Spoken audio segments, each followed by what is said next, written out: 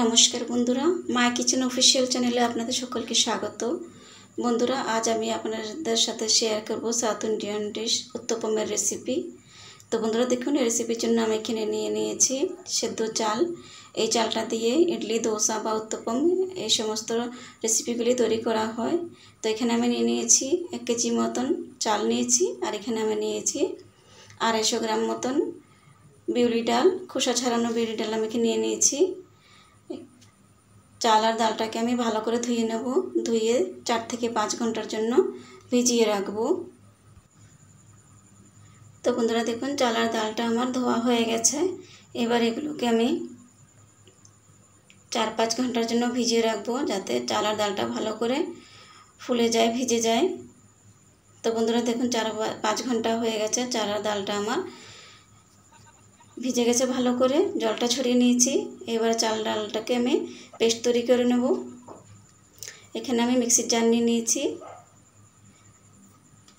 আগে আমি চালটাকে পেস্ট করব।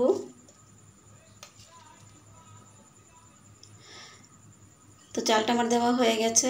জল দেবো এর ভিতরে, খুব বেশি জল দেওয়া চলবে না, যাতে চালটা ডুবে যায় ততটাই জল দেব। এই যে দেখুন, তো জলটা দেওয়া হয়ে গেছে। এবার চালটাকে আমি পেস্ট তৈরি করে নেব। এই যে দেখুন, চালটা আমার পেশা হয়ে গেছে। আলাদা আলাদা পেস্ট করলে চাল আর ডালটা খুব ভালো করে পেস্টটা তৈরি হয়। তো চালটা আমার পেশা হয়ে গেছে। এবার আমি ডালটাকেও সেম একইভাবে পেস্ট তৈরি করে নেব।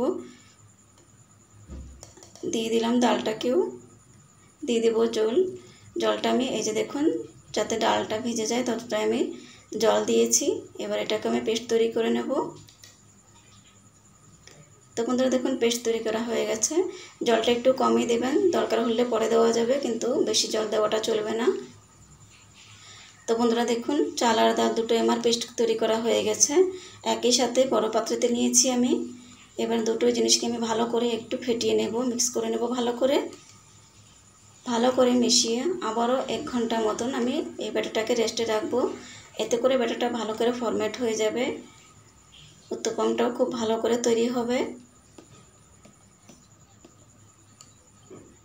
তো বন্ধুরা দেখুন, ভালো করে মেশানো হয়ে গেছে। এবার এটাকে আমি রেস্টে রাখবো মোটামুটি 1 ঘন্টার জন্য।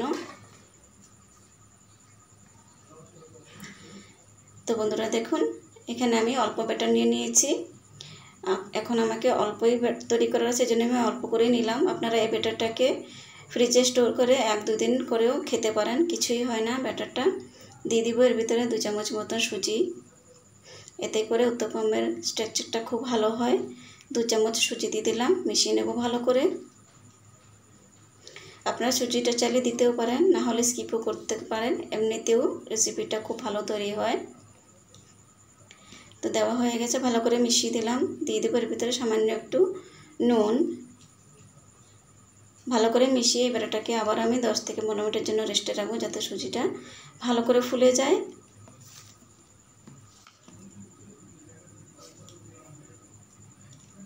তো দেখুন, ভালো করে মেশানো হয়ে গেছে। এবার আমি 10 মিনিট পর দেখা হবে।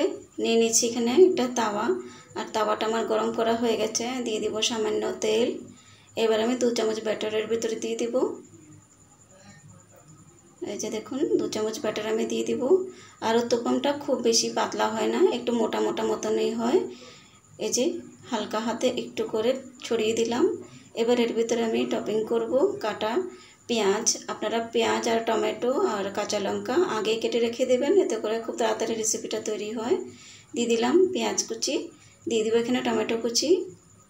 দেখতে যতটা সুন্দর, খুবই সুস্বাদু একটা রেসিপি, খুব তাড়াতাড়ি রেডি হয়ে যায়। আপনারা বাচ্চাদের টিফিনে, লাঞ্চ বক্সে দিতে পারেন, সকালের জলখাবার বা বিকেলবেলার জলখাবারে এই রেসিপিটা তৈরি করতে পারেন।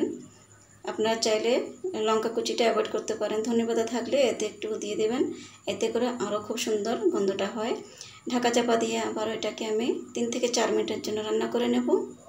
তো দেখুন বন্ধুরা, 3-4 মিনিট হয়ে গেছে, নিচের পাটটা রান্না হয়ে গেছে। এই যে দেখুন কত সুন্দর, নিচের ভাগটা খুবই ক্রিস্পি আর উপরের ভাগটা সফট থাকে, খেতে খুবই সুস্বাদু লাগে। আপনারা এই রেসিপিটা চাটনি বা সাম্বার সাথে খেতে পারেন, খুবই ভালো লাগে।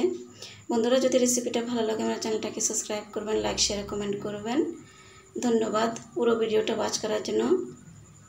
দেখা হবে নেক্সট রেসিপির সাথে। ততক্ষণের জন্য ভালো থাকবেন, সুস্থ থাকবেন। Bye bye, take care.